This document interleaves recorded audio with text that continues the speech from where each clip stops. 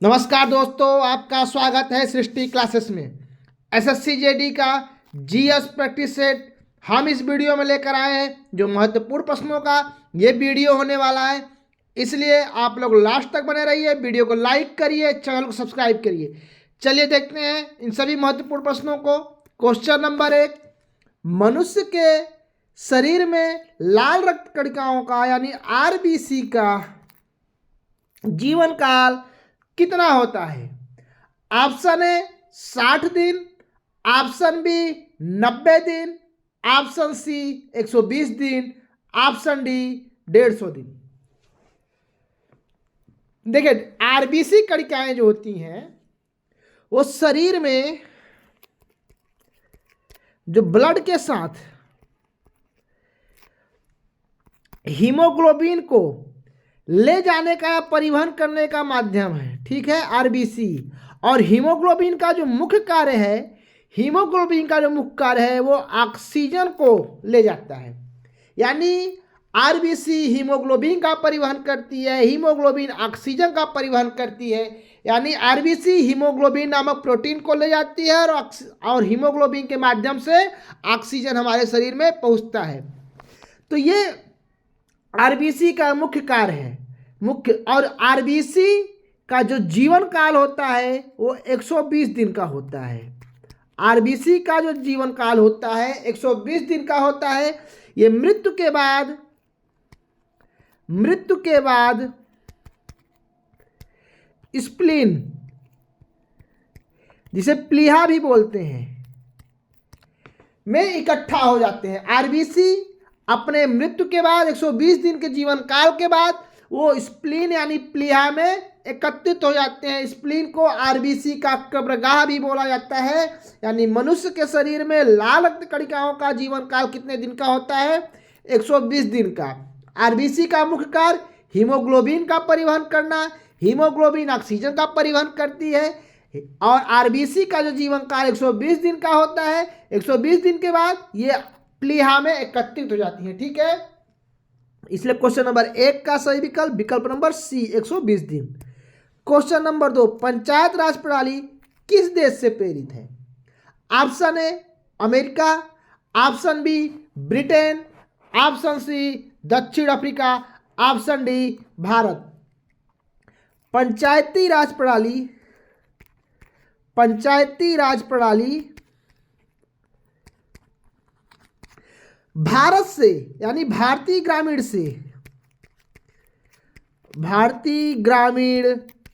स्वशासन संस्था, ठीक है, भारतीय ग्रामीण स्वशासन संस्था की स्थापना के लिए 73वें संविधान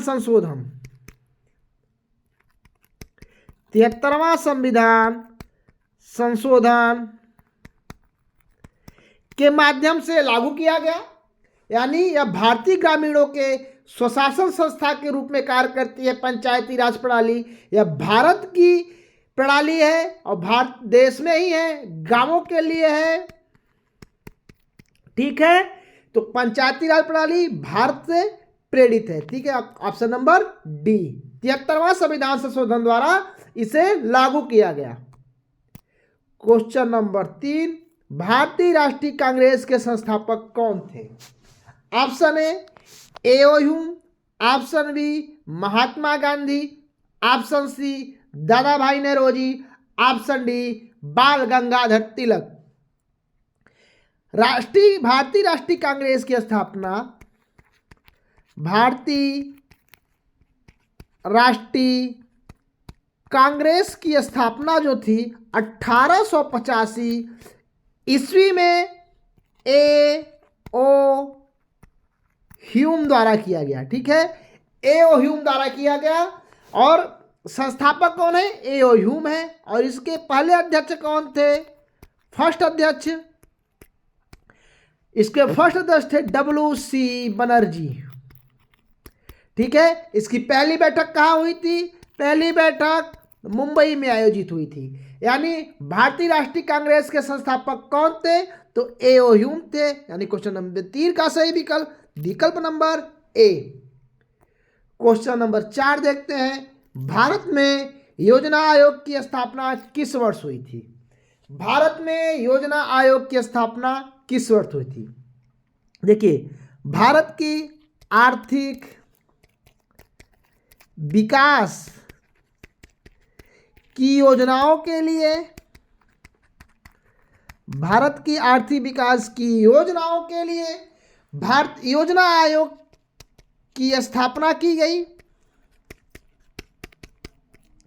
योजना आयोग की स्थापना की गई, ठीक है। यह केंद्र की संस्था के रूप में कार्य करती है। इसकी स्थापना 15 मार्च 1950 को हुई थी। इसकी स्थापना 15 मार्च 1950 को हुई थी। इसके पहले अध्यक्ष इसके अध्यक्ष कौन होता है? इसके अध्यक्ष होते हैं प्राइम मिनिस्टर यानी पीएम। तो इसके पहले अध्यक्ष थे जवाहरलाल नेहरू। इसके पहले कौन थे? जवाहरलाल नेहरू। अब ये संस्था अब योजना आयोग के रूप में नहीं है। अब इस संस्था को 1 जनवरी 2015 से नीति आयोग के रूप में परिवर्तित कर दिया गया। यानी योजना आयोग की स्थापना 15 मार्च 1950 को की गई थी, यानी option number B 1950। Question number 5 देखते हैं। ग्रीन रेवोल्यूशन का जनक किसे कहा जाता है? Option A M S. Swaminathan, option B Norman Borlaug, option C C V. Raman, option D A P J. Abdul Kalam. देखिए, ग्रीन रेवोल्यूशन का जो जनक है वो 2 तरीके से आप देखेंगे। भारत में ग्रीन रेवोल्यूशन के जनक थे वो एम.एस. स्वामीनाथन थे, ठीक है। और विश्व के नॉर्मन ई. बोरलॉग, ठीक है। तो यहां पे भारत में ग्रीन रेवोल्यूशन जनक के बारे में पूछा गया है, तो इसका ऑप्शन हो जाएगा ऑप्शन नंबर ए। 1960 के दशक में कृषि में उन्नत बीज सिंचाई, उर्वरक, फसल उत्पादन के लिए ग्रीन रेवोल्यूशन लाया गया। भारत में इसके जनक एम.एस. स्वामीनाथन है, ठीक है। Option number A. Question number 6। संविधान का किस भाग में राज्य के नीति निर्देशक तत्व शामिल हैं? ऑप्शन ए भाग 2, ऑप्शन बी भाग 3, ऑप्शन सी भाग 4, ऑप्शन डी भाग 5। नीति निर्देशक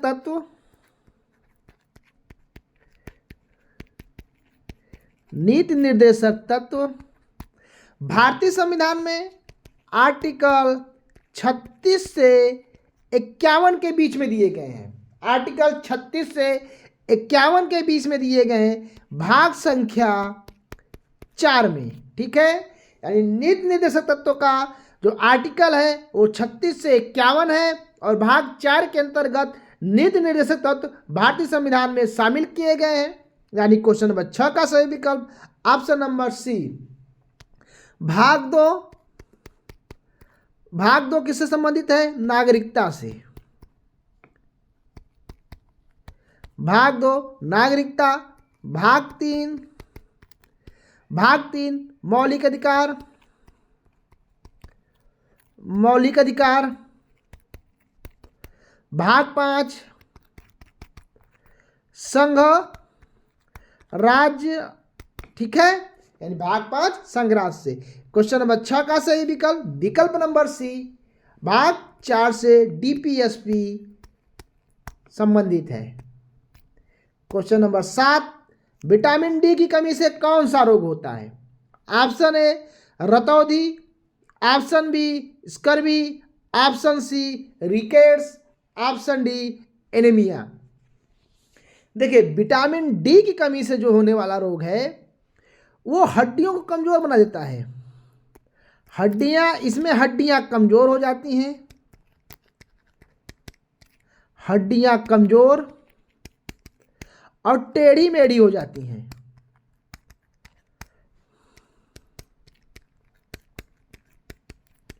ठीक है, इसी को क्या बोला जाता है? इसी को बोलते हैं रिकेट्स। हड्डियां का टेढ़ा मेढ़ा हो जाना रिकेट्स बोला जाता है, और ये विटामिन डी की कमी से होता है। किसी कमी से? विटामिन डी की कमी से हड्डियां कमजोर, विकृत, टेढ़ी मेढ़ी हो जाती हैं, जिसको क्या बोलते हैं? रिकेट्स बोलते हैं। यानी विटामिन डी की कमी से कौन सा रोग है? Option number C, rickets. Option एक क्या है? रतौंधी। जो रतौंधी है ये आंख से संबंधित बीमारी है, ये विटामिन ई की कमी से होता है। स्कर्वी विटामिन सी की कमी से होता है। और एनीमिया जो होता है वो हीमोग्लोबिन की कमी से होता है। ठीक है, यानी क्वेश्चन नंबर 7 का सही विकल्प number C, rickets. Question number 8 देखते हैं। किस ग्रह को लाल ग्रह कहा जाता है? शुक्र ग्रह, मंगल ग्रह, बुध ग्रह या शनि ग्रह? देखिए, लाल ग्रह जो है वो मंगल को ग्रह बोलते हैं। किसको? मंगल ग्रह। मंगल ग्रह की सतह पर, मंगल ग्रह की सतह जो है वो लौह ऑक्साइड है, लौह ऑक्साइड की बनी है, जिसे हम आयरन ऑक्साइड भी बोलते हैं। आयरन ऑक्साइड की बनी होती है।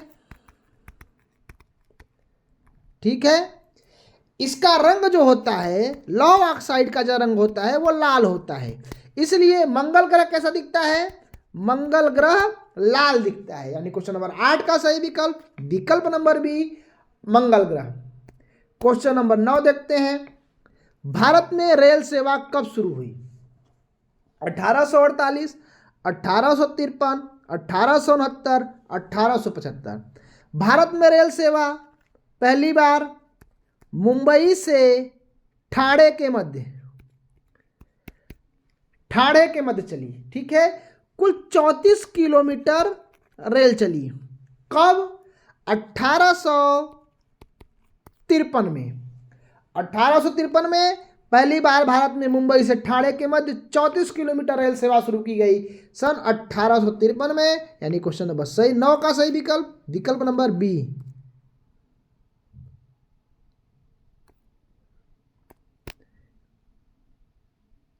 Question number 10।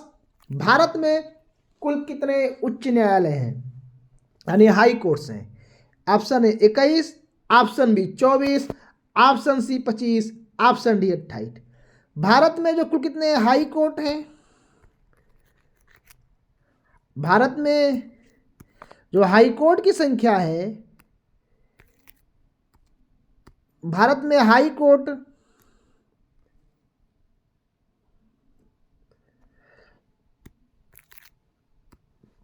कुल हाई कोर्ट की संख्या 25 है, जो भारत के सभी राज्यों के लिए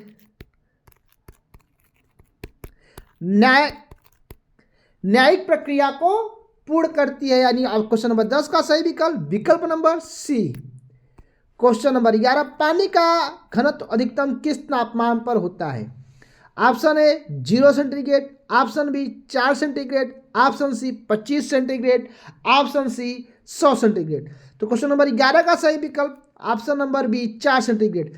4 सेंटीग्रेड पर पानी का घनत्व सबसे अधिक होता है। पानी का घनत्व सबसे अधिक होता है। 4 डिग्री सेंटीग्रेड पे पानी के जो अणु होते हैं वो काफ़ी नज़दीक होते हैं, इसलिए इसका घनत्व सबसे अधिक हो जाता है। ठीक है, पानी के अणु काफ़ी नज़दीक हो जाते हैं, इसलिए पानी का घनत्व 4 डिग्री सेंटीग्रेड पर सबसे अधिक होता है। Option number B. भारत का राष्ट्रीय पशु कौन सा है? ऑप्शन ए हाथी, ऑप्शन बी बाघ, ऑप्शन सी शेर, ऑप्शन सी गैंडा, ऑप्शन डी गैंडा। देखिए भारत का राष्ट्रीय पशु इसको बोलते हैं पैंथेरा टाइग्रिस, पैंथेरा टाइग्रिस इसको बोलते हैं। इसका किसका नाम है? नाम है बाघ का। ठीक है, भारत का राष्ट्रीय पशु पैंथेरा टाइग्रिस यानी बाघ भारत का राष्ट्रीय पशु है, option number B. Question number 13, Bharat में पहला परमाणु परीक्षण कब हुआ था? Option A 1964, option B 1974, option C 1998, option C 2005। देखिए भारत का पहला परमाणु परीक्षण राजस्थान के पोखरण में हुआ था। ठीक है, सन 1974 में। ठीक है, इसको क्या नाम दिया गया? स्माइलिंग बुद्धा, स्माइलिंग बुद्धा के नाम से इस परीक्षण को जानते हैं। तो भारत का पहला परमाणु परीक्षण राजस्थान के पोखरण में सन 1974 में स्माइलिंग बुद्धा यानी option number B. Question number 14, Gita Rahasya पुस्तक के लेखक कौन है? Option A Mahatma Gandhi, option B Bal Gangadhar Tilak, option C Jawaharlal Nehru, option D Subhash Chandra Bose. Gita Rahasya पुस्तक के लेखक, गीता रहस्य पुस्तक के लेखक बाल गंगाधर तिलक हैं। ठीक है, इन्होंने भागवत गीता का इन्होंने इस पुस्तक में लिखा है, यानी बाल गंगाधर तिलक गीता रहस्य के लेखक हैं, option number B. Question number 15, विश्व का सबसे बड़ा महाद्वीप कौन सा है? अफ्रीका, एशिया, यूरोप, दक्षिण अमेरिका। देखिए जनसंख्या का सबसे बड़ा महाद्वीप दो आधार पर देखे जाते हैं, पहला जनसंख्या, दूसरा क्षेत्रफल। और इन दोनों में सबसे बड़ा महाद्वीप, दोनों में सबसे बड़ा महाद्वीप एशिया महाद्वीप, चाहे वो जनसंख्या के दृष्टिफल से हो चाहे वो क्षेत्रफल के दृष्टिकोण से हो, एशिया महाद्वीप विश्व का सबसे बड़ा महाद्वीप यानी option number B. Question number 16, भारतीय संविधान के निर्माण में कुल कितने अनुच्छेद थे? यहाँ पे मूल संविधान की बात किया गया है। मूल संविधान यानी जब संविधान लागू हुआ था। तो option A 395, option B 448, option C 350, option D 370। तो मूल संविधान में 395 अनुच्छेद, 22 भाग और 8 अनुसूचियां थी। ठीक है, वर्तमान समय में संशोधनों के द्वारा भारतीय संविधान लगभग 500 के करीब पहुंच चुका है। यानी मूल संविधान की अगर बात करें तो 395, 22 भाग, 8 अनुसूचियां हैं, यानी क्वेश्चन नंबर 16 का सही विकल्प नंबर ए। और वर्तमान में 12 अनुसूची। गांधी इरविन समझौता कब हुआ था? 1929, 1931, 1935, 1942। देखिए गांधी इरविन समझौता, गांधी जी और तत्कालीन वायसराय इरविन के द्वारा, इरविन के मध्य हुआ। गांधी जी और इरविन के मध्य ये समझौता हुआ सन 1931 में। इसी मीटिंग में, इसी समझौते में सविनय अवज्ञा आंदोलन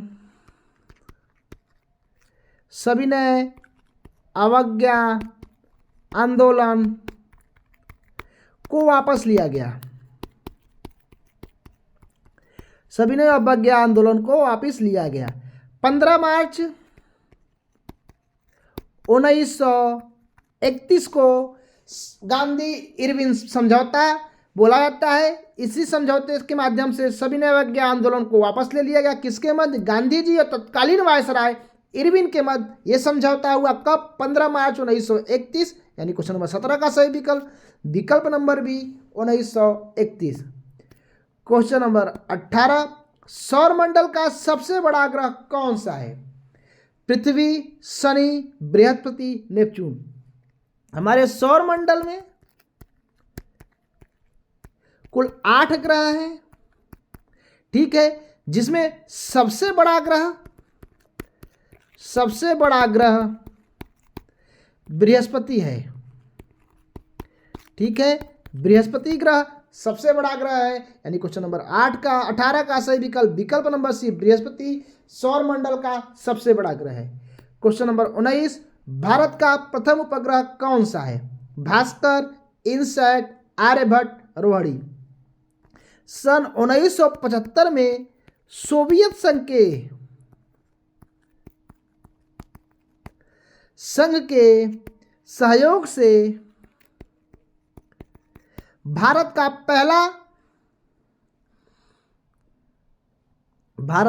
पहला उपग्रह आर्यभट्ट है, ठीक है। यानी क्वेश्चन नंबर 19 का सही विकल्प नंबर सी सन 1975 में किसके सहयोग से? सोवियत संघ के सहयोग से। क्वेश्चन नंबर 20, लास्ट प्रश्न इस सेशन का, इस वीडियो का, ओजोन परत में छेद मुख्यतः किस गैस के कारण होते हैं? Option A carbon dioxide, option B methane, option C chlorofluorocarbon, option D sulphur dioxide. Ozone परत में छेद CFC यानी